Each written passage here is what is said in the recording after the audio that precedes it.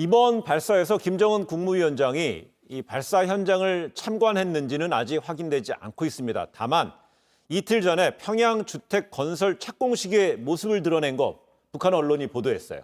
네, 김정은 국무위원장은 그제 평양주택 만세대 건설 착공식 현장에 참석했습니다. 네.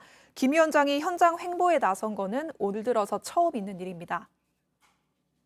2025년까지 해마다 1만 세대씩 5만 세대의 살림집을 새로 지으면 이미 건설 중에 있는 1만 6천여 세대의 살림집까지 포함하여 거의 7만 세대의 살림집이 생겨나 수도 시민들의 살림집 문제가 철저히 해결될 것입니다.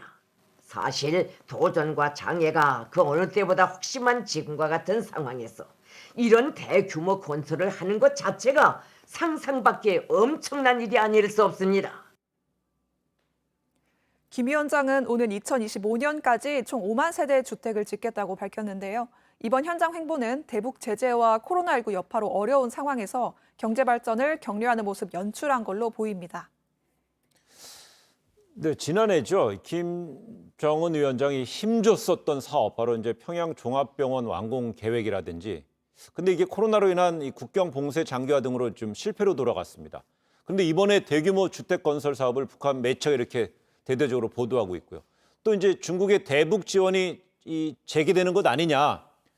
근데 최근에 그 시진핑 주석이랑 김정은 위원장이 친서를 또 교환하면서 거기서 또 의미 있는 맥락들이 나왔잖아요. 네, 맞습니다. 네. 아마 재개될 가능성이 높아 보입니다. 네. 그동안에 이제 북측이 코로나19 때문에 북중 국경지대를 아예 폐쇄해버렸잖아요. 폐쇄하고 난 다음에 훨씬 경제난이 심화되는 현상들이 나타났기 때문에 어떤 방식으로든 중국의 도움이 절실한 상황이라는 거죠.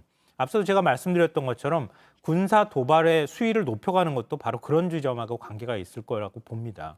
그러니까 중국 입장에서는 북한을 관리하면 미국과 협상하기 쉬워지고 북한 입장에서는 자신들이 군사행동이나 도발을 좀 수위를 높여가면 중국이 더 도와주는 네. 이런 상황이 지금 놓여 있다고 하는 거죠. 그러니까 북중 간의 관계는 좀 더 당분간은 더 가까워질 가능성이 높다 이렇게 봐야겠습니다. 네. 뭐 지금 국제적으로 크게 보면은 미중 갈등의 어떤 갈등 고조는 점점 올라가고 있고요. 그다음에 아시아에서 대중국 포위 전략은 또 구체화되는 시점에서 북한의 연이은 미사일 발사체 발사 이게 어떤 파장을 불고 올지 오늘 바로 이제 현지 시간 25일이 있는 바이든 대통령의 첫 기자회견에서 좀 방향이 좀 보일 것 같습니다. 지켜봐야 될 것 같습니다.